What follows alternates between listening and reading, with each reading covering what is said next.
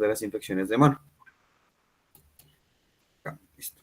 Entonces, pues vamos a estar hoy acompañados también de la doctora María Fernanda Aristizabal Roballo.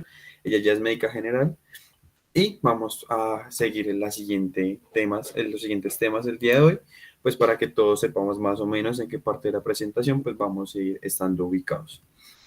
Vamos a iniciar con una introducción y pues es que como tal, durante todo este ciclo hemos estado viendo cómo esta región anatómica es fundamental dentro del desarrollo de nuestras actividades diarias, incluso de nuestras actividades históricas. Esto debemos identificarlo y debemos saber cuándo llega a lastimarse o a complicarse este segmento. Por eso, el día de hoy vamos a desarrollar el tema de las infecciones de mano, desde las más simples, entre muchas comillas, que pueden llegar a complicarse, hasta las situaciones más complejas, donde se van a necesitar abordajes quirúrgicos bastante especializados. Por todo lo anterior, pues vamos a hacer un repaso bastante rápido de la anatomía, ya que debemos recordar qué estructuras se pueden ver afectadas y las manifestaciones que podremos observar con las respectivas pues, implicaciones funcionales. Lo primero, pues van a ser los huesos de la mano. En la mano vamos a tener las tres divisiones que todos conocemos, carpo, metacarpo y falanges. Estas en conjunto van a tener un total de 27 huesos. El carpo contiene los primeros 8 de ellos. Y estos los vamos a agrupar en distales y en proximales respecto a la línea media que pues vemos acá. Entonces, los proximales van a ser el escafoides, el semilunar, el piramidal, el pisiforme, y en los distales vamos a tener el trapecio, el trapezoide, grande y ganchoso. La parte proximal es la que se nos va a articular con el radio y pues va a tener una función bastante importante. Y dentro del metacarpo ya vamos a tener los 5 metacarpianos para cada uno de nuestros 5 dedos, pero pues ya cuando hablamos de falanges, el primer dedo va a tener tan solo 2 falanges, una proximal y otra distal. Cuando ya hablamos de los otros 4 dedos, del segundo al quinto, vamos a tener nuestras 3 falanges proximal, media y distal.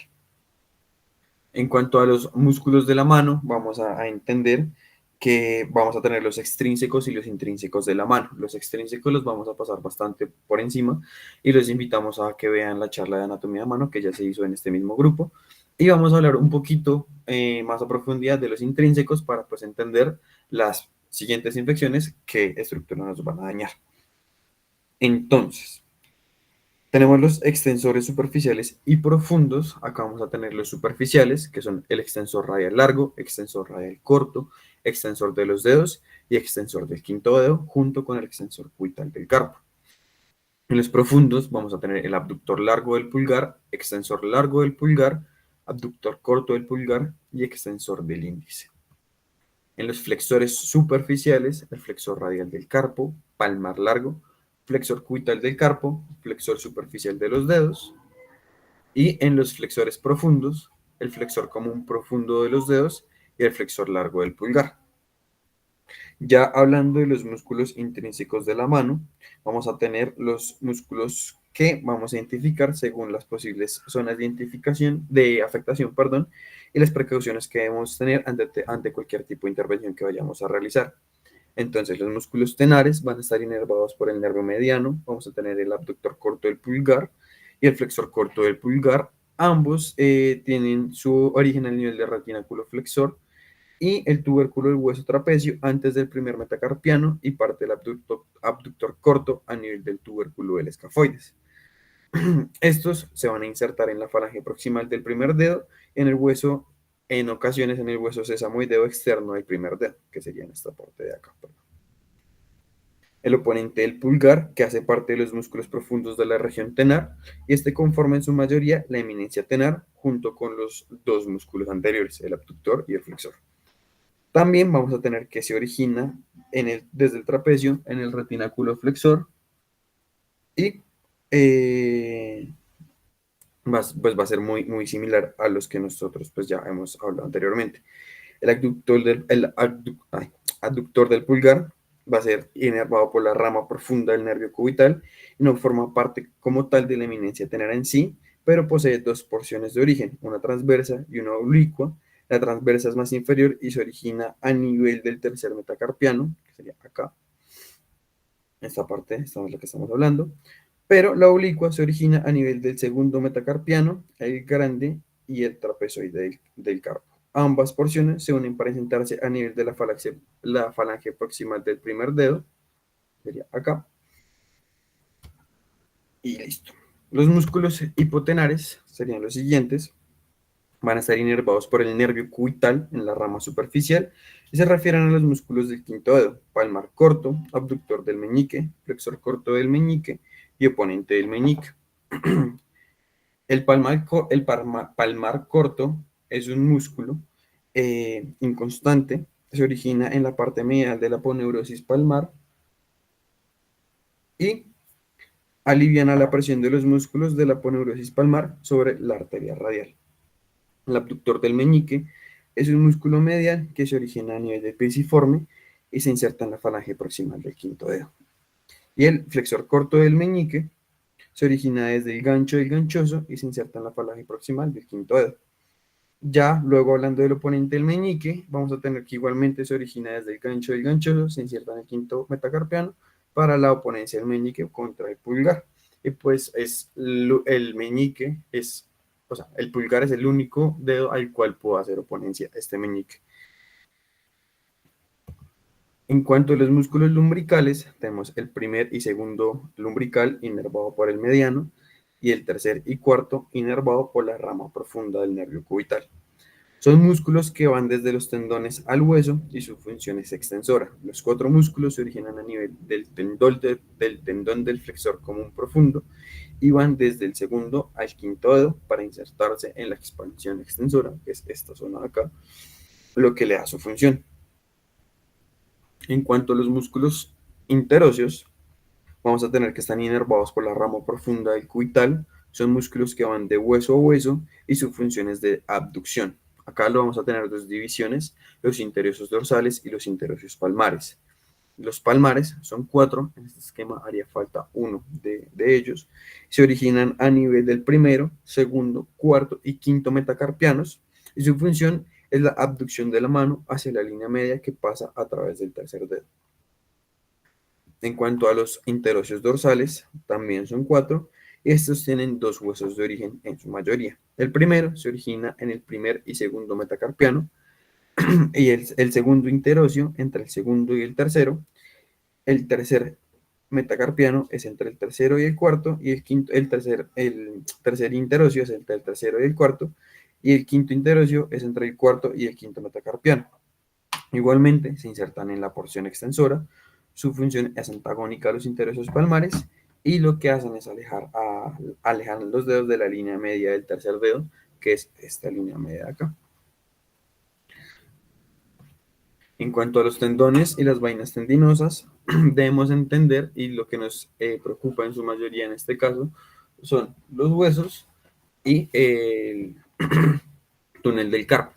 Entonces, dentro del túnel del carpo vamos a tener el tendón del flexor largo del pulgar, el nervio mediano, los flexores superficiales y los flexores profundos. Acá tenemos un esquema en el cual podemos ver por dónde pasaría ese nervio mediano posterior al retináculo flexor y cuál sería la afectación pues en el momento en que lleguen a tener alguna complicación como un absceso o algún tipo de infección dentro de esta zona. Dentro de las arterias de la mano, pues vamos a tener las arterias que hemos estado viendo durante la carrera, que es la arteria radial, la arteria cubital. Entonces, la arteria radial, su primera rama es la palmar superficial, ya cuando hablamos de la mano como tal, en este esquema de acá. Esta arteria sale la porción distal del antebrazo a la mano. Esta se anastomasa con la arteria cubital, formando el arco palmar superficial, que es el primer arco que logramos observar. Y esto da origen a la arteria palmar superficial. Luego está la arteria transversa anterior del carpo y esta se van a anastomosar con la arteria transversa anterior del carpo de la arteria cubital, que sería su contralateral. La arteria radial se dirige hacia posterior a la región dorsal de la mano, sería en esta parte de acá, se dirige hacia posterior, y allí da una rama dorsal, la arteria dorsal del carpo, que forma el arco dorsal de la mano, que se anastomosa con una rama de la arteria cubital para dar esta arteria dorsal de la mano. Esto genera las arterias dorsales del metacarpo y las arterias digitales dorsales. La arteria dorsal del pulgar se va a ir en las arterias digitales del pulgar, que van a bajar por acá, y luego va a formar la colateral dorsal externa del índice, acá. Luego va a terminar con el arco palmar profundo que se forma por la anastomosis con la porción de la arteria cubital, y el arco palmar profundo ya sería también en la zona pues, posterior de la mano. La arteria cubital como tal vamos a tener que se genera en la arteria transversa arterial del carpo para unirse con la radial, como se había mencionado, y luego viene la arteria cúbito-dorsal, que es anastomosa, con la arteria carpiana dorsal, rama de la arteria radial propiamente dicha que baja por acá, para formar ese arco dorsal de la mano. Se continúa con una rama propia de la arteria cubital para formar el arco palmar superficial en esta zona, donde van a salir las digitales palmares que posteriormente nos van a originar a las digitales que pues van hacia los dedos. Su última rama es la arteria cuito-palmar, que es anastomosa, con la rama para el arco palmar profundo, junto con la rama de la arteria radial. En cuanto a los nervios de la mano, vamos a tener esta imagen del plexo braquial, con la cual pues intenta hacer como ese recorderis de dónde surgen los nervios que nos van a interesar para bajar en la mano. Ellos tienen un recorrido bastante extenso durante todo el brazo y el antebrazo, el cual se va a mencionar muy superficialmente, pero pues lo que más nos interesa es las funciones que tienen en la mano y qué afectaciones tienen, pero pues se colocaron estos esquemas para que se haga la imagen mental de cuál es su recorrido. Entonces, en el plexo braquial se tienen las ramas anteriores cervicales que se van uniendo para formar los troncos primarios del plexo, y estos surgen de cada uno de ellos pues una rama posterior y una anterior que se van a ir entrelazando para formar la segunda subdivisión del plexo braquial: el tronco secundario antero-externo, tronco secundario posterior y el tronco secundario antero-interno, pero pues los conocemos como fascículo lateral, posterior y medial, para luego tener las ramas terminales del plexo braquial, que van a ser 5 importantes: nervio cubital, nervio radial, nervio axilar, nervio músculo cutáneo y nervio mediano. Pero pues a nosotros en este momento nos vamos a enfocar y vamos a hacer más incisivos en el nervio mediano, en el nervio cubital y en el nervio radial.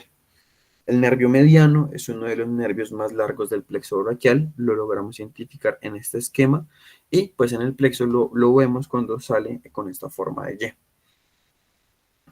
Y. Y lo que nos va a generar es una inervación del antebrazo y la mano, ya que es uno de los nervios más importantes desde el punto de vista anatomoclínico. Se va a originar en el plexo braquial con las ramas anteriores de los nervios cervicales y uno de los nervios dorsales.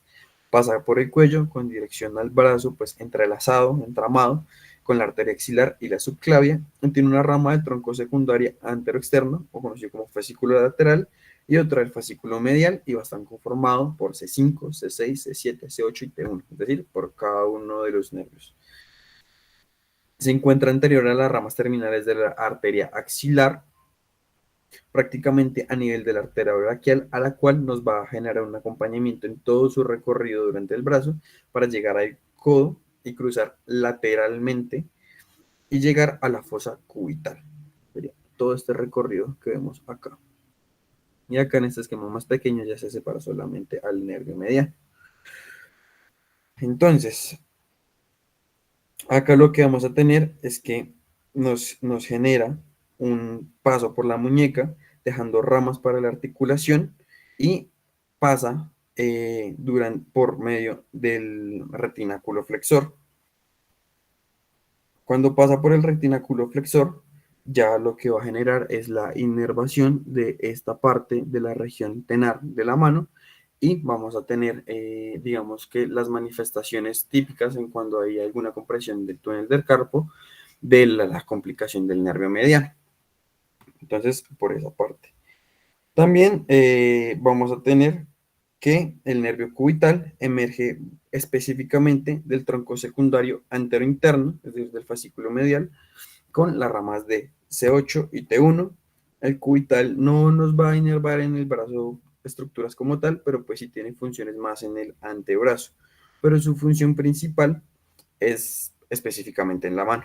Sale del fascículo medial, donde se va de forma antero-interna y luego medial a la arteria axilar, en esta zona, para posteriormente llegar al braquial y descender de forma medial y anterior al coracobraquial para perforar pues, el tabique intermuscular interno y separarse y hacerse ya más medial para hacia toda la ruta humeral. Este nervio pasa posterior a la epitroclea del húmero, acá ya a la altura del codo, y por el surco epitroclear olecraniano es donde va a dar su recorrido. Es bastante superficial y sensible a golpes y a distintas lesiones. Es por eso que, digamos, cuando se generan esos golpes en el codo, se genera como ese entumecimiento y esas parestesias de toda la mano, más que todo ya en el quinto dedo y en el cuarto dedo, por el recorrido precisamente de este nervio cubital. Este como tal no va a ingresar a la mano a través del túnel del carpo, va a pasar anterior al retináculo flexor junto a la arteria cubital y ahí es donde se genera el recorrido o lo que se conoce como el canal de Guyon. Posteriormente se va a ir en dos ramas, una superficial y una profunda, que ya pues la superficial toma de forma medial e interna, inervando al palmar cutáneo y da las ramas digitales palmares para la parte cutánea del quinto y cuarto dedo, como ya he mencionado también. Y la rama profunda termina de inervar a los músculos de la mano en la región hipotenar, el abductor, el oponente y el flexor corto del pulgar, además de los tercer y cuarto interóseos. En cuanto al nervio radial, su recorrido ya es un poco más complejo, ya que se conforma desde el plexo braquial, surge el fascículo posterior acompañando al nervio axilar formado por C5, 6, 7, 8 y T1. Y lo primero es que va a ser más posterior y se va a ir a través del subescapular y del redondo menor. Va a ir por esta parte más posterior. Y luego desciende por el húmero por medio de la hendidura tricipital. Y en este recorrido se ve acompañado por la arteria humeral profunda. Acá va a bajar más posterior a la diáfisis del húmero, pero pues anterior al vasto lateral. Y si llegamos a retirar ese vasto lateral, lo que vamos a ver es su recorrido acompañado del humeral profunda a través del surco del nervio radial. En este punto va a dar ciertas ramas en un inicio cutáneas que va a rodear al músculo externo del tríceps y al dorsal ancho, el nervio cutáneo braquial posterior, que va a inervar pues casi toda la parte del brazo desde la región axilar hasta el olecranon del cúbito. Una vez ya pasa por ese surco radial del húmero, penetra en el tabique intermuscular externo para tomar un camino más anterior y nos genera una rama superficial y una rama profunda, que ya es en esta zona posterior. Listo. Entonces ya conociendo esa parte, empezamos a hablar más de la etiología y la epidemiología propiamente dichas de las infecciones de la mano. Y pues vamos a tener distintos tipos de reporte. Algunos artículos que se consultaron dicen que la incidencia reportada de estas infecciones de la mano puede llegar al 30% de los pacientes admitidos en los servicios de urgencia en Estados Unidos. Aproximadamente el 60% de estos casos pues va a ser generado por traumas. Vamos a tener otro 25% que va a estar generado por mordedura humana, un 10% que vamos a tener correlacionados en pacientes con inmunocompromiso, y ya vamos a tener acá un 5% que son casos de mordedura de animales. Acá lo que nos interesa al momento pues, de ver al paciente es la localización de la lesión. Debemos pensar qué tipo de microorganismo podemos ver implicado en el caso, en qué momento se va a dar el tratamiento, el manejo del paciente, cuánto tiempo se ha demorado pues, en llegar a nuestra consulta, la eficacia antibiótica que tenemos en nuestro medio y el estado de salud inmunitaria del paciente. Ya digamos que en mano como tal, lo que vamos a tener en la mayoría de los casos es trauma penetrante, lesiones de la mano presentadas por medio de escoraciones o folículos pilosos que se llegan a infectar. El paciente puede tener quemaduras o lesiones que en muchos casos no llegan a ser percibidas por distintas complicaciones que puedan tener. Un ejemplo de estos que vimos reportados en la literatura es una paciente que pues tuvo un trauma por medio de su trabajo, estaba cosiendo una ropa y genera un trauma penetrante en el primer dedo de la mano. Eso es para ver que no es que sea ajeno y a cualquier persona le puede pasar. Y para pues, los que hayan pasado por servicio de urgencias, sí es bastante común que lleguen estas consultas en nuestro medio. Los gérmenes asociados, pues vamos a tener que la mayoría de los casos vamos a encontrar Staphylococcus aureus, es el más común de todos, pero pues cuando estamos hablando de meticilino resistente, es el mayor encontrado entre la comunidad. O sea, estamos hablando del 60% de los casos. Y si la resistencia pues es común en nuestro medio, como generalmente ya se da en la mayoría de hospitales, se debe tratar como un Staphylococcus aureus meticilino resistente hasta que los cultivos digan lo contrario. Muchas cepas de este pues van a ser manejadas con trimmetoprim, sulfamethoxazol, la clindamicina, doxiciclina o rifampicina, así como pues tetraciclina o eritromicina. Ya depende de cómo lo manejemos nosotros en el medio en que nos encontremos. Vamos a tener Staphylococcus piógenes, los streptococos y gram negativos anaerobios o microorganismos inusuales, pero acá ya estamos hablando de pacientes inmunocomprometidos. Las micobacterias y los hongos son generalmente infecciones más de tipo crónico y son difíciles de cultivar, difíciles de diagnosticar. Cuanto a la anamnesis, que es lo que debemos pensar en nuestro paciente y empezar a preguntar, siempre debemos iniciar pues con la historia clínica. Lo que les decía, en el 60% de los casos va a ser una historia de traumatismo o una lesión menor, y no necesariamente como el de la paciente que vimos en la imagen con el gancho, sino pueden ser raspones pequeños, astillas, padrastros mal cuidados, pueden ser muchas situaciones. También mordeduras tanto de animales como de otras personas, y pues al investigar sobre la etiología de la lesión debemos obtener pistas también sobre los patógenos y microorganismos probables. No es lo mismo que se estillen con un árbol a que los muerda, o por ejemplo en el caso del personal de salud de odontología, que están muy expuestos pues a las secreciones y a los microorganismos de las cavidades orales de los distintos pacientes. Lo que sí debemos pensar siempre es buscar y descartar o por el contrario confirmar los factores de riesgo y de enfermedades sistémicas que puedan tener nuestros pacientes. Debemos tener especial cuidado con la diabetes mellitus. En 2018, por ejemplo, 34.2 millones de personas en Estados Unidos tenían diabetes, y en Colombia, pues según el último estudio para el 31 de agosto de 2023, se han informado 1.860.370 casos de diabetes desde el 2021. Entonces, pues no es que sea algo ajeno a nuestro medio, debemos estar muy pendientes de la diabetes y esta comorbilidad, o sea, la correlación con la diabetes va a incrementar las posibilidades de infecciones en espacio profundo, las amputaciones, complicaciones con fascitis necrosante, hiperglicemia, además de que la hiperglicemia afecta la función adecuada de los polimorfos nucleares y favorece la proliferación bacteriana. La neuropatía periférica también afecta el campo de presentación de estas infecciones de la mano, porque pues el paciente no siente. Es básicamente lo que sucede también en el pie diabético. El paciente no siente y se deja desarrollar la infección. Y en la mano, pues digamos que es un poco más visual, pero el paciente como no siente, no le duele, no tiene signos de alarma, tampoco pues presta mucha atención a esta condición. En cuanto al inmunocompromiso, vamos a tener pacientes pues, que pueden llegar en estadio SIDA o pacientes que tengan VIH bien controlado, o también pues, que tengan condiciones debilitantes mayores como enfermedad hepática, pues pueden también presentar enfermedades hemato-oncológicas o neoplasias. Los pacientes trasplantados o con desórdenes autoinmunes también deben ser muy tenidos en cuenta pues, en caso de presentar una infección de mano. Otras situaciones son abuso de alcohol y sustancias psicoactivas, la desnutrición, la falla renal y pues ya factores ocupacionales, lo que les decía, dentistas, higienistas dentales u otras profesiones que se vean expuestas a secreciones. También pues las personas que mantienen crónicamente las manos en condiciones de humedad pueden desarrollar ya con mayor facilidad infecciones de mano. Hay que tener muy en cuenta para, pues, cuando nos lleguen estos casos al servicio, es que si el paciente tiene diabetes con una infección de mano y además una falla renal, es muy complicado y ya va a ser un paciente de difícil manejo.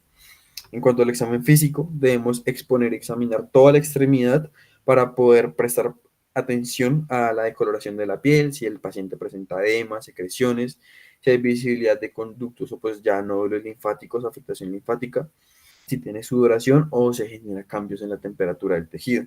Acá logramos ver distintos tipos de infecciones que vamos a ir desarrollando en la charla, pero pues igual, esto no es extraño. Por ejemplo, a mí en el servicio de urgencias, estando en sexto y séptimo semestre, llegaron, ejemplo, habitantes de calle que pues por estar trabajando en la recolección, se cortan y uno de ellos llegó ya con un edema y una afectación en la temperatura del brazo, incluso hasta el hombro.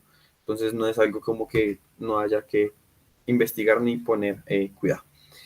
En cuanto a las ayudas diagnósticas, lo que tenemos principalmente es la radiografía de miembro superior, pues enfocada en la región que nos concierne para evaluar la presencia de cuerpos extraños, o si tenemos sospechas de osteomielitis o ya reacciones periósticas, para revisar también si consideramos que hay enfisema o afectación ya más avanzada del tejido blando, como puede ser una gangrena gaseosa o una fascitis necrotizante. Acá podemos tener el TAC y la resonancia como ya ayudas pues más avanzadas. Entonces pues trajimos este caso que pues era una paroniquia del dedo, ya que el paciente pues se encontraba construyendo una cerca y pues se lesionó el dedo. Un paciente de 45 años, y pues acá podemos ver cómo se ve la afectación al tejido pues en nuestra radiografía. Otro caso que puede ser ya como para que vean cómo serían este tipo de radiografías, era un paciente que pues tuvo un accidente con un cristal, se perforó con una astilla de vidrio, pero era muy pequeña, no se podía descartar pues a simple vista, entonces pues se le sacó una radiografía para poder confirmar, y ahí se ve pues súper chiquita. Listo. En cuanto a la celulitis, que ya es como nuestra primera infección de mano como tal, vamos a tener que es la inflamación aguda de la piel y de los tejidos subcutáneos. Dentro de las causas etiológicas encontramos generalmente que es por trauma menor, como un rasguño, una astilla, y se suele ver asociada a aurus o a los grupos de los estreptococos. Se manifiesta con dolor, inflamación, eritema, pues obviamente en el área circundante. Y no es necesario que se genere un absceso pues, para poder tenerla dentro de nuestros factores de diagnóstico. Dentro del tratamiento se tiene el manejo con vancomicina, que es la primera línea dada la prevalencia con estafilometicilino resistente, y se considera la hospitalización en todos los casos, exceptuando que la manifestación pues, sea leve. Se vio un estudio en el cual se revisó la tasa de riesgo por celulitis después de un periodo de observación superior a las 24 horas en un servicio, y se demostró que una infección de la mano es un factor de riesgo pues, significativo. En la hospitalización es obligatoria junto con un tratamiento antibiótico en pacientes con diabetes o cuando se asocia ya a la presencia de linfangitis.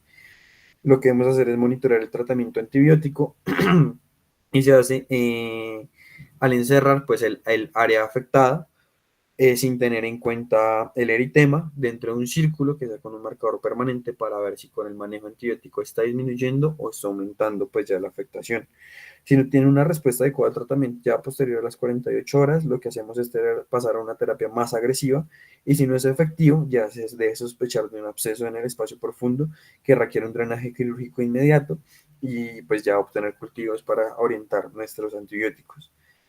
Hay manejos como ya más sintomáticos, como baños tibios, félulas y elevación de miembros, que pues lo que nos ayudan es a aliviar el dolor del paciente. Cuanto a la paroniquia, lo que define una paroniquia es la infección que incluye absceso en el tejido blando alrededor de la uña, y esta se puede presentar de forma aguda o crónica. Cuando nos referimos a la infección aguda, es la infección más común de la mano, se suele ver asociada a pacientes pediátricos o diferente tipo de población que llega a comerse las uñas, o cuando se genera una inadecuada técnica en el manicure o traumas menores, como pues los mencionados padrastros.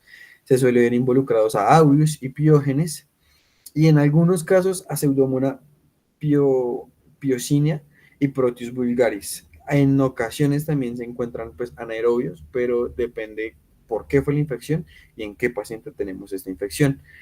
Para el diagnóstico, el paciente va a presentarse con dolor, eritema y edema alrededor de la uña, con un posterior desarrollo de secreción purulenta en el área que pues a veces drena por sí misma, no hay necesidad de hacer una mayor intervención. El tratamiento, pues, el tratamiento es tratamiento temprano, desde que no haya colección purulenta o colección que drene por sí misma, con baños tibios o antibióticos orales, como puede ser amoxicilina. Ya en el tratamiento tardío, que es cuando el dedo ya tiene una colección purulenta, se va a hacer un drenaje y un desbridamiento en caso de que haya tejido necrótico y se va a hacer una incisión en el pliegue peroniquial con una cuchilla dirigida en contraposición al lecho ungueal, es decir, hacia el lado contrario a la uña, pues para no llegar a generar una mayor afectación de ese lecho. Eh, en caso de ser necesario tener una sospecha, realizar cultivos y pues se puede llegar incluso a mantener la herida abierta para la extracción de una muestra y colocar una gasita, una mecha debajo del pliegue ungueal para retirarla ya una vez iniciado el manejo de la lavado. Se puede generar un tratamiento con antibióticos virales como clindamicina y si no hay una respuesta pues clínica igualmente que el caso anterior, nos podemos pasar con banco o clindamicina. Se debe iniciar pues la terapia lo más pronto posible para poder evitar las complicaciones de esta infección que pues puede verse sencilla entre comillas y muy por encima y puede requerir ya una incisión para evitar su cierre prematuro y la acumulación de purulencia.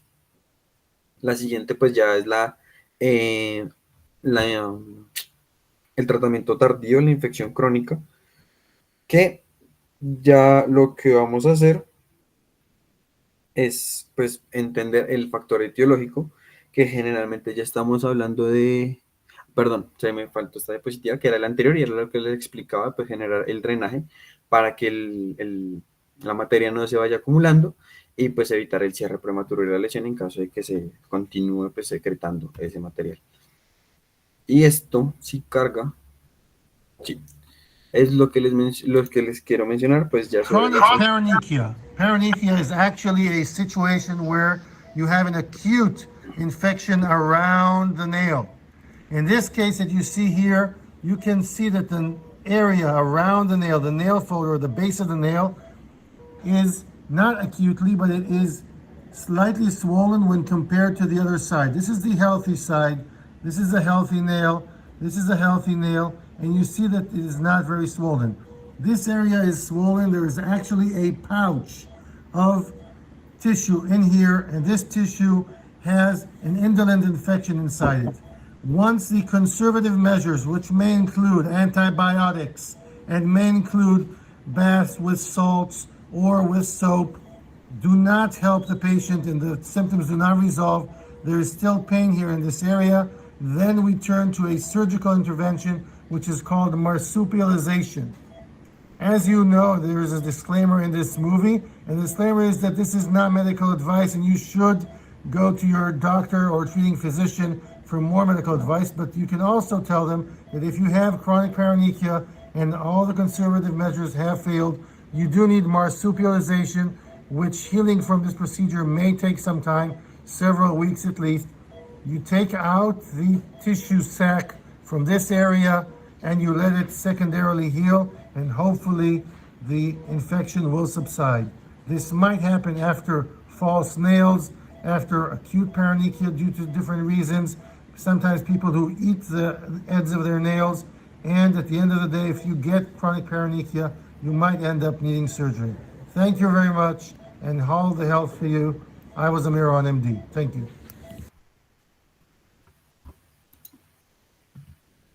Entonces, esa sería más una infección crónica por paroniquia.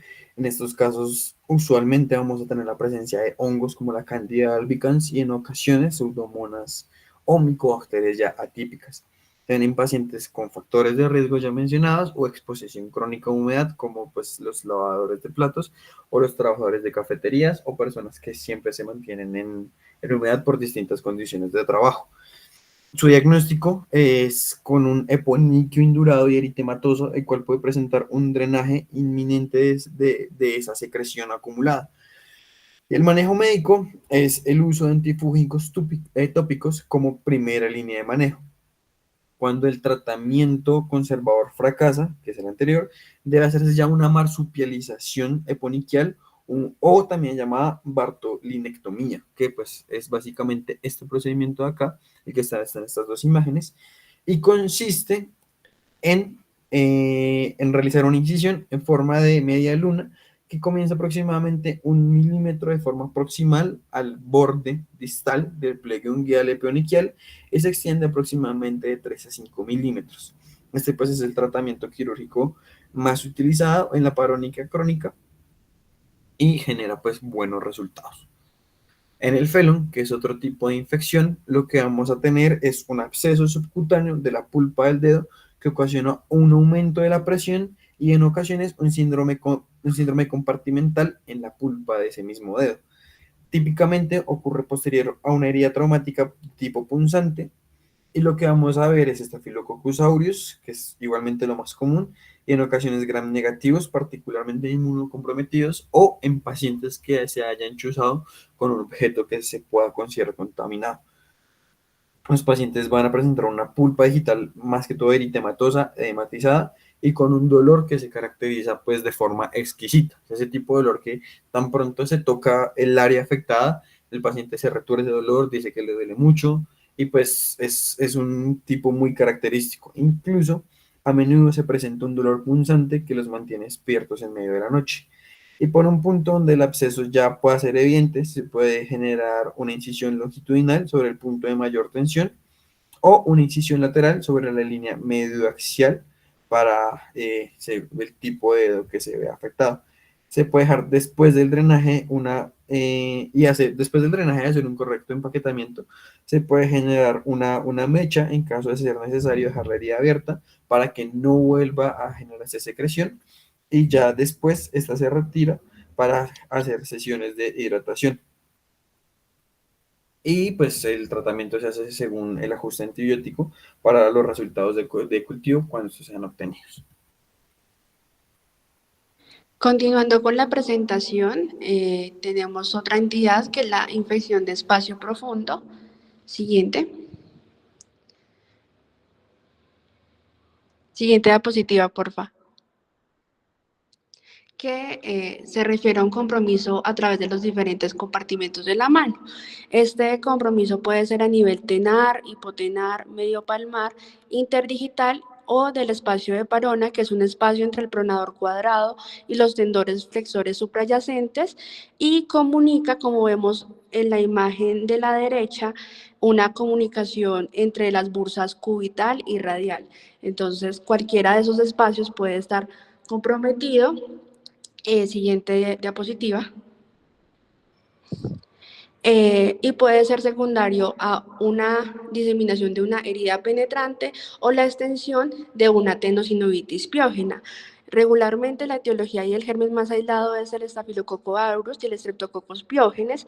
La clínica va a depender mucho del espacio comprometido, sin embargo hay una generalidad que es el dolor, enrojecimiento, hinchazón y signos inflamatorios locales.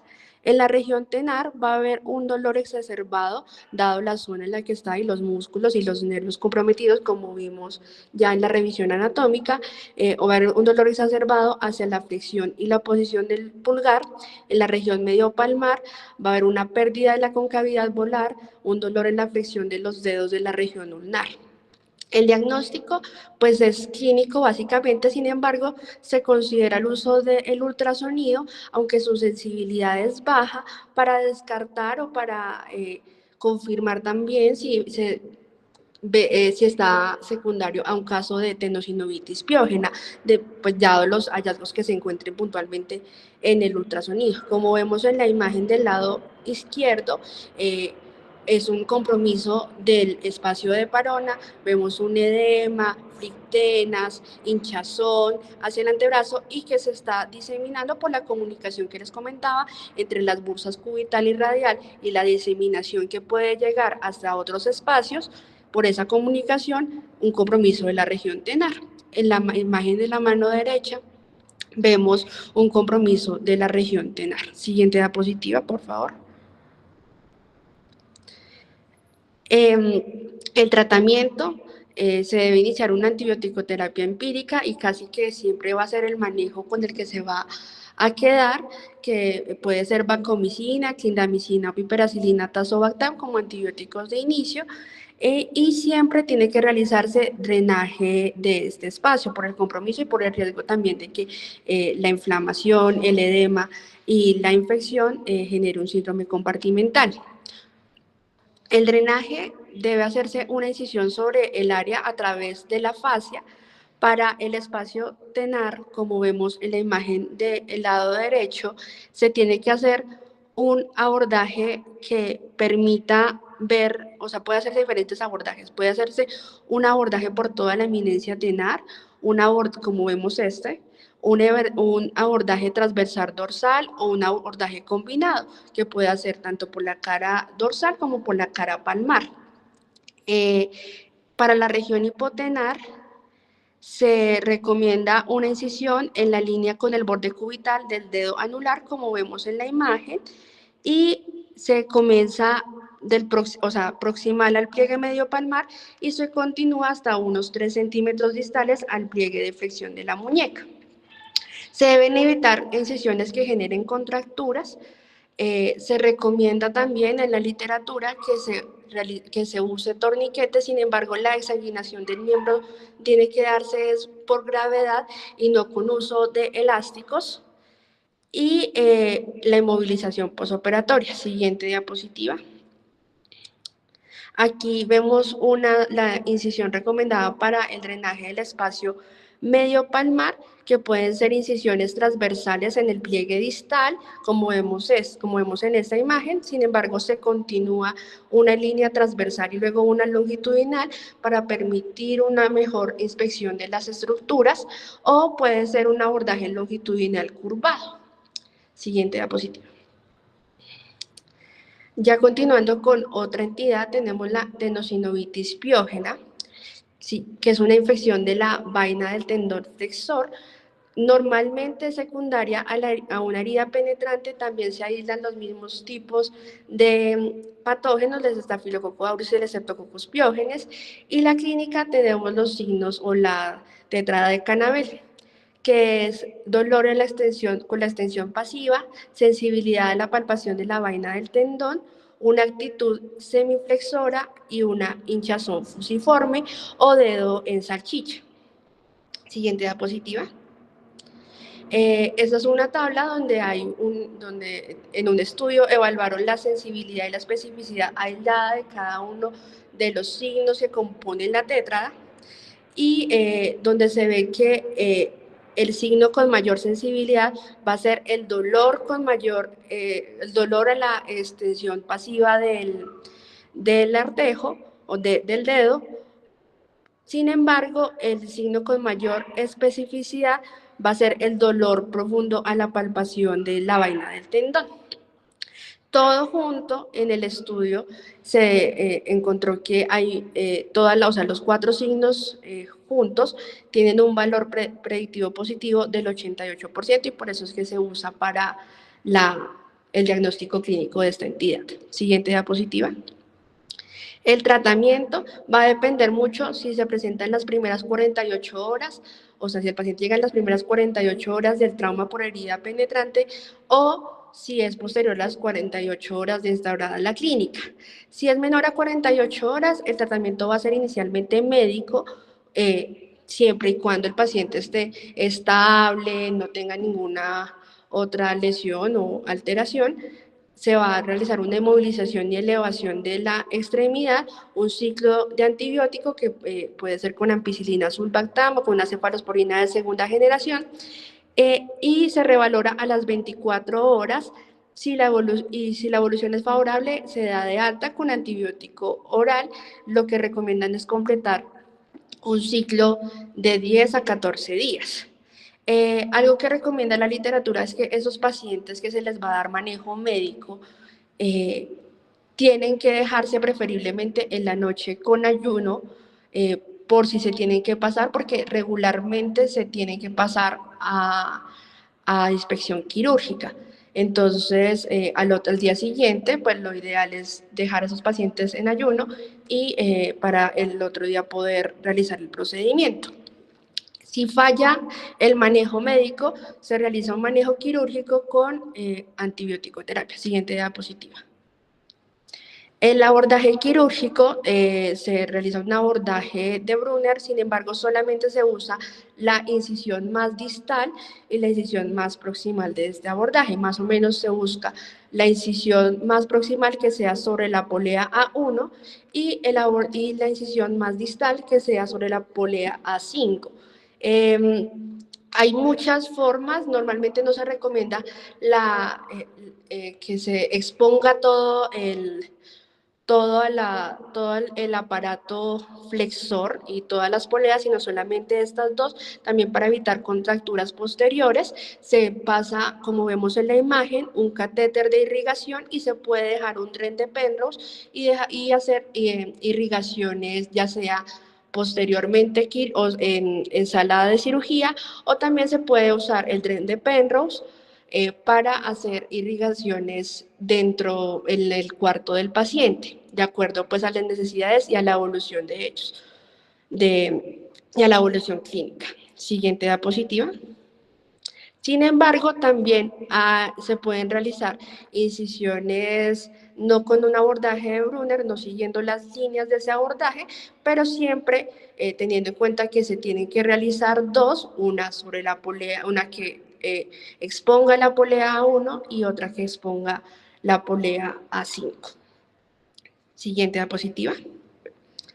Avanzando a otra entidad, tenemos las mordeduras, dado la extensión de esta presentación y pues la idea de abarcar lo mayor posible, traje únicamente de mordeduras, la mordedura en puño cerrado porque me pareció importante tenerla en cuenta, dado que a veces en las charlas de mordedura siempre se aborda la mordedura animal. La mordedura en puño cerrado es muy importante porque son laceraciones comúnmente de 3 a 5 milímetros que ocurren sobre la articulación metacarpofalángica o la articulación interfalángica proximal. Esta es secundaria a una lesión por los dientes incisivos y puede llegar hasta un compromiso del hueso o de la articulación. Dado el mecanismo que siempre se genera por el puño en flexión, cuando llega la persona normalmente va a llegar con la mano en extensión. Y es importante también en el manejo quirúrgico tener en cuenta que este cambio del mecanismo de la lesión a la extensión, cuando yo voy a evaluar las lesiones, ya sea en el examen físico inicial o sea en salas de cirugía, el tendón va a deslizarse hacia atrás y va a cubrir la cápsula articular que posiblemente esté lacerada. Entonces, el abordaje tiene que tenerse en cuenta de que no solamente voy a ver una lesión o puedo ver un poco de la lesión del tendón, sino que tengo que explorar y normalmente hacia la cápsula, o sea, irme un poco más proximal. Siguiente diapositiva. Las imágenes son de utilidad y normalmente se puede, dado pues a veces la magnitud del trauma, pueden encontrarse fracturas, pueden encontrarse fragmentos dentales o aire en la articulación por lesión de esta. Sin embargo, pues no se recomiendan totalmente de rutina, pero pueden encontrarse estos hallazgos concomitantes. Siguiente. El tratamiento va a ser la exploración quirúrgica, dado lo que les comentaba, de que, de que hay un compromiso tanto del tendón, pero no sé también si está comprometida la cápsula articular o si está comprometido el hueso. Hay un estudio realizado por Patsakis que describió que hay una lesión del tendón, las vainas y la cápsula hasta en el 75% de los pacientes y 22% también presentan lesión del cartílago y del hueso. Por tanto, tengo que evaluar el compromiso de la cápsula y realizar el control de las lesiones ya que se encuentren en el momento de la cirugía. También una antibioticoterapia empírica y profilaxis antitetánica según pues ya enfocándolo particularmente en el paciente con sus antecedentes inmunológicos y de vacunación. El antibiótico va a ser ampicilina sulbactam de inicio O si el paciente es alérgico, también se puede usar clindamicina en concomitancia con ciprofloxacina. También esos pacientes se inmovilizan y se deja en elevación el miembro superior. Siguiente diapositiva. La artritis séptica es otra entidad que vamos a presentar. Es una infección del espacio articular. Normalmente se genera por una inoculación de microorganismos mayor a 10 microorganismos por mililitro. Es una respuesta celular e inmune del líquido sinovial y del sistema retículo endotelial a la infección. Generalmente hay un antecedente de un traumatismo penetrante y se considera una urgencia quirúrgica, dado que hay destrucción articular por enzimas proteolíticas que se puede instaurar esta destrucción en las primeras 24 horas. Se han descrito 3 estadios de acuerdo al tiempo de evolución, donde inicialmente se ve que hay un líquido turbio, pero la sinovia y el cartílago son de características normales. Eso sucede en los primeros 2 días de evolución. Posteriormente, la sinovial se inflama y pueden haber zonas del cartílago deslustradas o ulceradas. Y en un estadio ya avanzado hay destrucción articular y periarticular con un posible secuestro de la epífisis. Siguiente diapositiva. Normalmente son secundarios a un traumatismo penetrante por Staphylococcus aureus. Sin embargo, puede haber una diseminación hematógena y hay que tener en cuenta que en los niños normalmente puede ser por Streptococcus, Staphylococcus, y tener en cuenta el Haemophilus influenzae en esta población. Y en los adultos que no tienen claro un traumatismo penetrante, sospechar la infección gonocócica. La clínica va a ser de una articulación caliente, hinchada, eritematosa, sensible a la palpación, con dolor marcado durante el movimiento pasivo. El diagnóstico es clínico, pues si yo tengo el antecedente del trauma penetrante a nivel articular y tengo todos estos signos clínicos, o se puede realizar una aspiración de ese líquido articular y si encuentro un recuento celular mayor a 50.000 células con mayor de 75% de polimorfos nucleares, y también se puede hacer un análisis de la glucosa y compararlo con la glicemia del paciente. Esos son diagnósticos de artritis séptica de desarticulación comprometida. Las imágenes se puede encontrar un estrechamiento del espacio articular o erosiones óseas, se pueden encontrar secuestros epifisiarios o secuestros óseos. El espectro es muy amplio. Siguiente diapositiva. El tratamiento es irrigar el espacio articular. Eso se puede realizar un abordaje abierto o por artroscopia. Si se puede, dependiendo también de la articulación y la disponibilidad de tecnología en la sala, si es por artroscopia, se puede realizar una inspección del cartílago. No se recomienda hacer esa inspección si el abordaje es abierto. Se realiza un drenaje e irrigación de 48 a 72 horas, es decir, normalmente se recomienda que esos pacientes queden con un DREN, puede ser un Penrose. La antibioticoterapia, los antibióticos más usados son vancomicina, ceftriaxona si hay infección gonocócica, y también esos pacientes se inmovilizan y se deja la extremidad elevada. Siguiente diapositiva.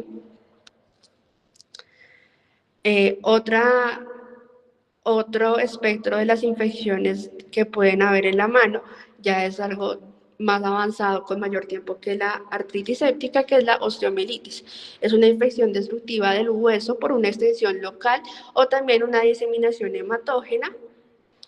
La clasificación, como vamos a ver en una tabla más adelante, puede ser por ubicación anatómica. Se realiza una clasificación por ubicación anatómica y del estado inmune del huésped, y ahorita les voy a mostrar.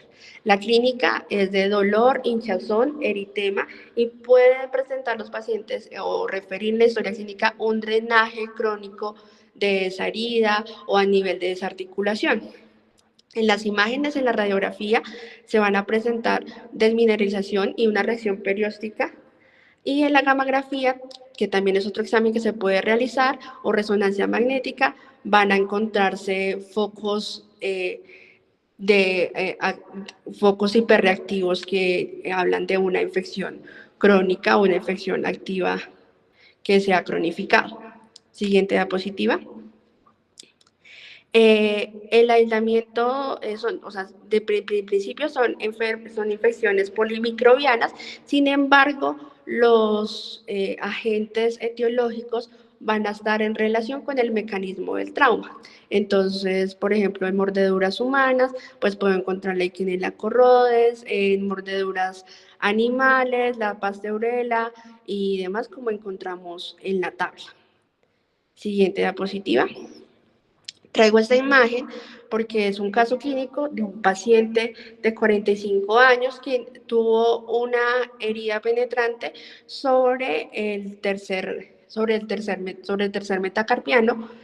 Inicialmente en la radiografía que tiene la letra A, donde no se evidenciaba ningún compromiso óseo. Y si la comparamos con la imagen C y D, que es una imagen de una reconsulta del paciente 8 meses, se ve el cambio y las reacciones periódicas y como vemos en vemos la opacidad hacia el tercer rayo en relación con la herida como era inicialmente. Entonces, vemos que o sea, es algo que es evolutivo, que puede ser que el paciente solamente ha llegado con su herida, no se encontró ningún hallazgo radiográfico, solamente la herida, pero que posteriormente, por factores del huésped, se comprometa el hueso y sea una herida que se cronifique. Siguiente diapositiva. Les había comentado que había una clasificación, ya sea por ubicación anatómica y por estado inmunológico del huésped, y eso se llama la estratificación de Cierney y Mader. En la clasificación anatómica hay 4 tipos. El tipo 1, como vemos en la imagen de la derecha, es una osteomielitis limitada al endostio, es una osteomielitis medular. En la tipo 2 es una osteomielitis superficial que va a afectar toda esa superficie del hueso, sin embargo no compromete la médula. El tipo 3 es una infección localizada, tanto medular como superficial. Y en la tipo 4 es difusa con inestabilidad ósea. También puedo clasificar el estado inmunológico del paciente en 3 categorías, A, B o C, que en la categoría A es un paciente que no está inmunocomprometido, es un paciente normal. En el tipo B es un paciente que tiene un compromiso sistémico o local, y en el tipo C es un paciente que tiene una comorbilidad que va a empeorar la enfermedad en sí, y tengo que tener en cuenta estos factores. Y también el compromiso anatómico según lo clasifiquen los 4 estadios, para definir cuál va a ser el manejo quirúrgico. Siguiente diapositiva. Se recomienda para estos un curso largo de antibióticos durante un mínimo de 4 a 6 semanas, y se pueden continuar o se puede extender esta antibiótico-terapia si persisten los síntomas. La elección va a basarse en el cultivo de biopsia ósea o en el cultivo que yo tome de este hueso. El hueso no viable se debe curetear hasta obtener un hueso viable que esté sangrante. La pérdida ósea puede requerir injertos y se han reportado tasas de amputación de hasta el 39%. Siguiente diapositiva.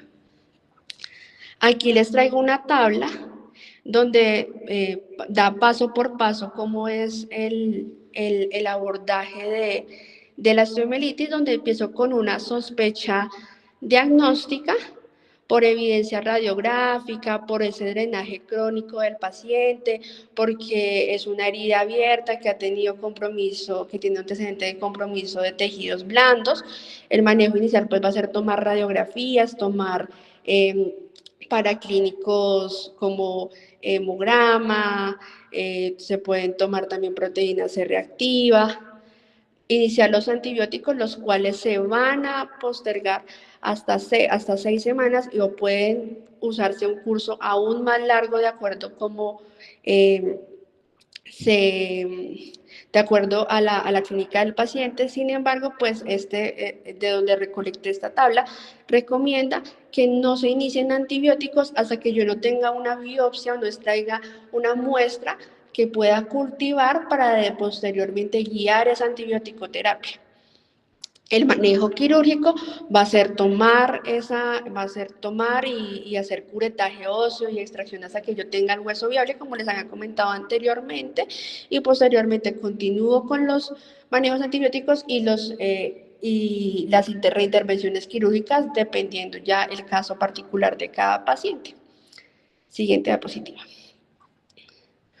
Por última entidad, traigo la fascitis necrotizante, que es una infección rápidamente progresiva con una mortalidad que puede ser muy variable, que puede ir desde el 9 hasta el 75%.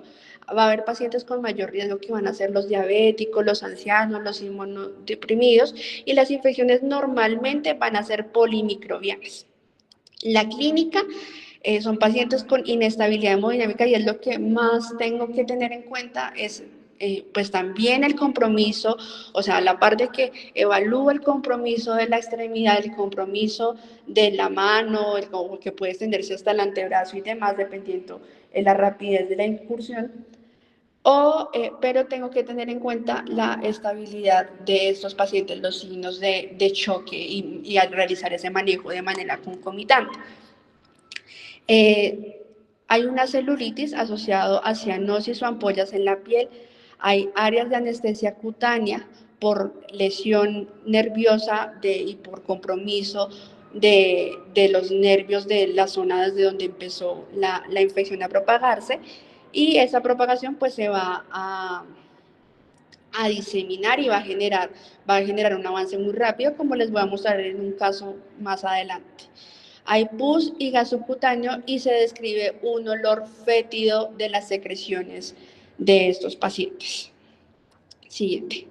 Hay una clasificación de acuerdo a los microorganismos, normalmente son polimicrobianas, pero también hay una clasificación, como vemos, un tipo 2, un tipo 3, un tipo 4, donde el tipo 2 vemos también infecciones que son monomicrobianas, por estreptococos del grupo A, por estafilococos metilcidino resistentes, en el tipo 3 por Vibrio burnificus o en el tipo 4 fúngicas, y va a depender mucho los riesgos particulares de cada paciente, el estado inmunológico, las actividades o a lo que se dedique la persona, el contexto en el que fue la lesión o en el contexto en el que se presentó esta clínica por la cual se instauró la fascitis necrotizante. Siguiente. Hay una escala, que es la escala de L-RINE, que tiene un valor predictivo positivo del 92% y un valor predictivo negativo del 96%, por lo cual se usa para hacer una sospecha diagnóstica temprana de la fascitis necrotizante, donde se usan los valores de laboratorio, la proteína C reactiva, los leucocitos, la hemoglobina, el sodio sérico, creatinina sérica y glucosa sérica. Cada una tiene un puntaje. Un puntaje mayor de 6 es una sospecha intermedia de fascitis necrotizante y un puntaje total mayor de 8 va a ser una sospecha alta o casi que un diagnóstico del paciente con fascitis necrotizante. Obviamente eso se tiene que evaluar de manera particular las condiciones del paciente, el estado inmunológico, porque algunos de estos, si también se presenta en contexto de trauma, porque algunos de estos valores pues se pueden ver alterados por otras causas y no necesariamente por la infección. Siguiente diapositiva. Esta es una imagen y hacia el final de la charla ya les voy a mostrar cómo la evolución este es un señor de 45 años con antecedente de diabetes, tenía hepatitis por hepatitis C, alcohólico, tenía antecedentes de consumo de drogas, era antecedentes de tabaquismo hasta hace 10 años, e ingresó inicialmente por un trauma de aplastamiento. Tenía solamente al inicio, o sea, al momento de consulta, un edema y dolor. Sin embargo, esta imagen fue a las 24 horas de consulta. Cuando encontraron estos hallazgos, decidieron llevarlos a exploración quirúrgica y vemos todo este compromiso de tejidos, vemos todos esos tejidos que ya están mal perfundidos, unos están grisáceos, necróticos, y como les cuento en este caso, o sea, el cambio del paciente de cómo ingresó por su trauma de aplastamiento a este momento de la imagen fue demasiado rápido. Siguiente diapositiva. El tratamiento, como les mostré en la imagen, siempre tiene que ser un desbridamiento agresivo y es de carácter emergente. Se tienen que debridar todos los tejidos no viables y dejar las heridas abiertas. La monitoría, como los pacientes tienen un compromiso hemodinámico, se tiene que realizar en UCI. Los desbridamientos se pueden repetir cada 24 horas, cada 48 horas, va a depender mucho de la evolución y del seguimiento, y de esos pacientes se tienen que seguir de manera diaria, y bueno, no solo de manera diaria, sino seguido para mirar qué tanto se está extendiendo, porque a veces, o sea, normalmente no es una única intervención, sino son consecutivas y los desviamientos siempre tienen que ser agresivos, lo menos que estoy pensando en el momento de la urgencia o el momento de la instauración de la clínica es en las coberturas posteriores, es o sea, definir si tengo que amputarlo o no, sino tengo que quitar y quitar y quitar y quitar y quitar y ser muy exhaustivo en los tejidos que se van a debridar y en retirarlos porque o sea, si hay persistencia de esos tejidos, la infección va a seguir diseminándose. El antibiótico, inicialmente, antibióticos de amplio espectro, vancomicina, piperacilina, tazobactam, se ha descrito también un tratamiento con oxígeno hiperbárico y ya una vez controlada la infección, como les comentaba, se pueden realizar injertos de piel, se pueden realizar colgajos para cobertura, como les va a mostrar en el paciente de la imagen anterior, pero esta reconstrucción va a ser secundaria. Inicialmente en este paciente el desbridamiento tiene que ser agresivo. Siguiente diapositiva. Ese es el mismo paciente en la segunda intervención. Como se pueden ver, ya no hay tanto tejido necrótico. Sin embargo, ese paciente, esa intervención fue 3 días posterior a la primera intervención. Se decidió a los 3 días porque se vio que el abordaje inicialmente fue un abordaje dorsal, sin embargo, tenía una herida en región palmar. Un compromiso hacia el tercer rayo, que vamos a ver en la imagen siguiente, por favor, que requirió en el tercer tiempo una amputación de este tercer rayo. Como vemos ya aquí los tejidos se ven más vitales, se ven viables, se ve la imagen posoperatoria de la amputación del tercer rayo. Siguiente imagen, por favor. Ya en el cuarto tiempo quirúrgico se realizó un colgajo. Como vemos acá, se definió la cobertura. Sin embargo, este cuarto tiempo fue 20 días posterior al manejo inicial. El colgajo fue un colgajo de la interósea posterior. Y como vemos, se realizó hasta 25 días después, es decir, yo difiero en la cobertura de estos pacientes, difiero hasta que ya tenga unos tejidos limpios, viables, donde no vea áreas de necrosis, ya puedo definir si en ese momento realizo ya una cobertura y con qué lo realizo.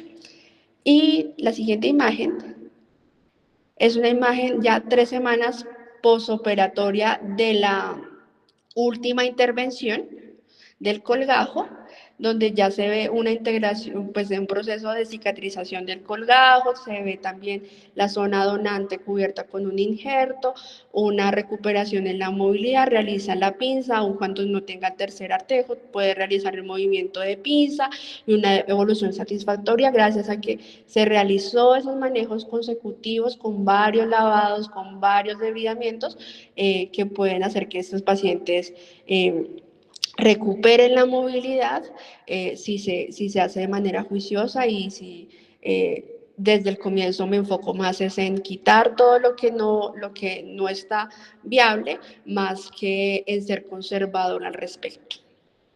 Y ya, eso sería todo. Muchas gracias.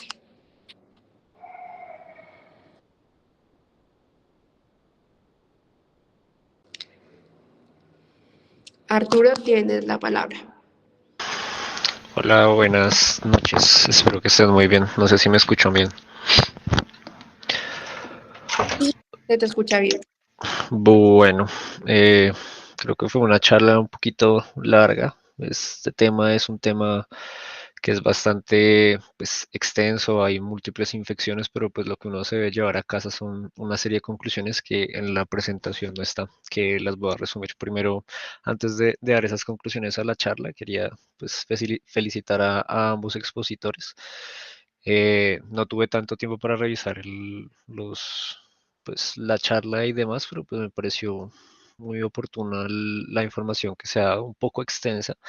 Creo que se comieron mucho tiempo en la parte de la anatomía y cuando uno ya lleva tanto tiempo en exposición, ya más de 20 minutos, y para comenzar a hablar del tema en general, que eran las infecciones de la mano, uno pierde un poquito el enfoque del público. Y pues ya la charla se va volviendo un poco densa y uno va perdiendo como, sí, el enfoque y la atención a lo mismo. Entonces, eso es una cosa que uno debe tener en cuenta. Respecto a las diapositivas, eh, es importante, aparte de colocar las referencias como en esta diapositiva está, colocar las referencias en un pie de página en todas o en la mayoría de las diapositivas, porque pues si uno está hablando de algo, uno debe referenciarse justo en la diapositiva para uno poder pues hablar con mayor sustento. Sé que revisaron muchas cosas y pues eso los felicito y me pareció muy bien, pero es algo importante que uno debe corregir, sobre todo si digamos uno va a presentar un póster, uno va a presentar una exposición en un congreso o demás, pues esto uno lo debe tener presente para el futuro de ustedes. Algunas diapositivas tienen mucha letra, no tienen tantas imágenes o leen mucho algunas cosas y pues eso también lo va volviendo que la charla se vuelva más densa. Yo entiendo que igual son muchas infecciones, es mucho tema, pero pues es algo que uno debe tener presente para la exposición. Respecto a la diapositiva, he hecho varios apuntes de lo que han hablado en el transcurso de la charla.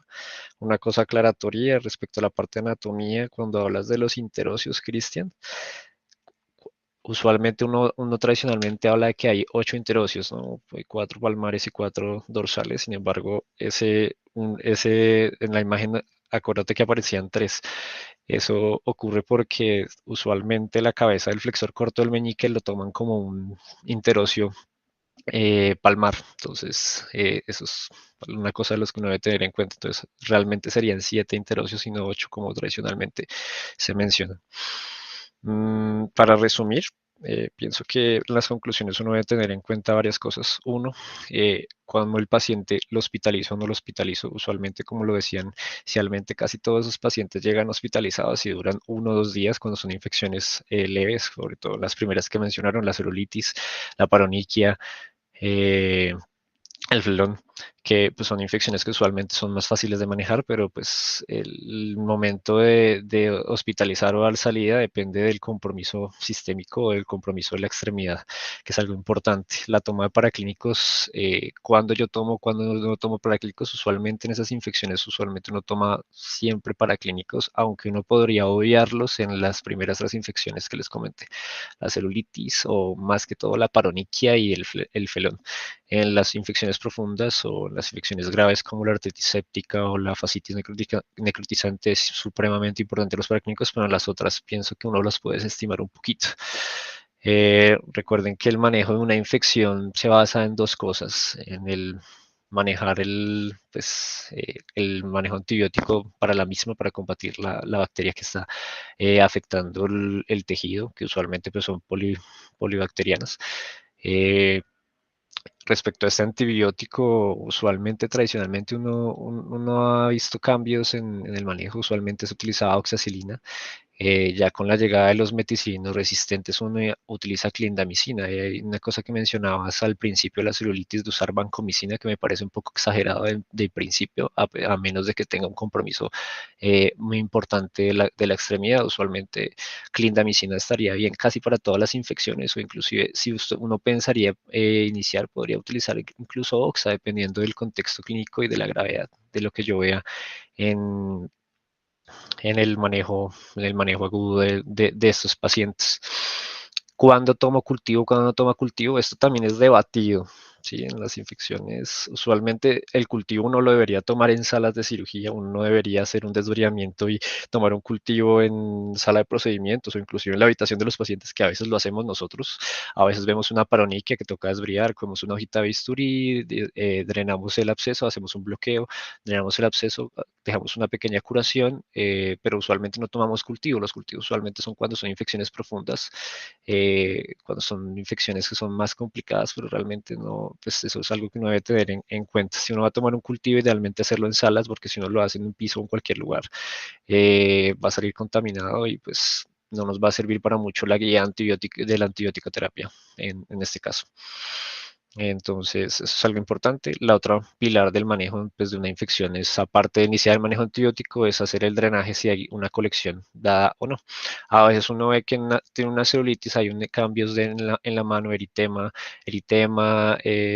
dolor, hay tumefacción, sin embargo, no hay una zona renitente la cual uno pueda drenar y usualmente pues eso responde solamente con manejo antibiótico. A veces uno lo sigue 2 días y colecciona un poco y ahí es donde yo puedo hacer la intervención, el drenaje, un drenaje sencillo de pinchar con un agujo, inclusive con una hoja de bisturí en donde está la renitente para drenar lo que esté, hacer un lavado y dejar que cierre por segunda intención, que es lo que usualmente uno haría en una infección superficial, o pues tener en cuenta ya las otras infecciones que hablaban, como la tenosinovitis piógena, que es supremamente importante diagnosticarla. Se ve en salchicha que se ve el dedo flexionado y que hay dolor aumentado, hay un dolor intenso ahí cuando uno palpa la vaina flexora, que pues son infecciones que se pueden complicar y que casi siempre son de manejo quirúrgico. Entonces eso es algo que uno debe tener en cuenta, pero básicamente todo se guía en la clínica.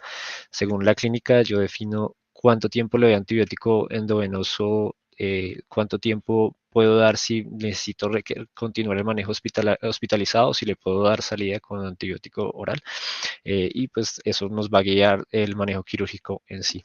Entonces, como las cosas importantes, los paraclínicos, el cultivo sí o no, usualmente no lo usamos a menos de que sean infecciones profundas, el antibiótico que es el pilar de esto junto con el drenaje, y el otro pilar importante que lo mencionaron también es la inmovilización. Entonces, estas infecciones, sobre todo las infecciones profundas, toca inmovilizarlas para disminuir el riesgo de secuelas. Eh, que pueden generar, como pues, lo vimos en los últimos casos, la fascitis necrotizante de las últimas diapositivas, pues vieron que si quieres te devuelves un momentico a esa imagen donde se ve todo el compromiso. Eh, atrás, atrás, ahí, sí, ahí, o sea, uno ve, si quieres antes, un poquito antes. Uno ve en estos tejidos que en la siguiente, en la que estabas ahí, uno ve que estos tejidos pues, son altamente comprometidos, ven, que todo el mecanismo extensor del tercer dedo está totalmente comprometido y pues algo que, digamos, en una infección así como una fascitis necrotizante en este caso, pues lo más importante es salvar la extremidad y luego uno mira qué hace con la cobertura de los tejidos. Pero pues hay infecciones que pueden llegar a ser tan graves que pueden afectar todo el compromiso extensor y que inclusive pueden afectar, que yo pensaría que también tiene compromiso de algo del extensor del segundo y del cuarto dedo, que pues algo que uno debe tener en cuenta para eso. En general, pues las infecciones son fáciles de diagnosticar, pero uno no las debe subestimar. Esa es la conclusión que pienso que debería estar presente en cada uno. Las infecciones son fáciles de diagnosticar, pero no se deben subestimar, se deben tener una vigilancia y pues importante el manejo antibiótico y el drenaje es lo mismo. Gracias.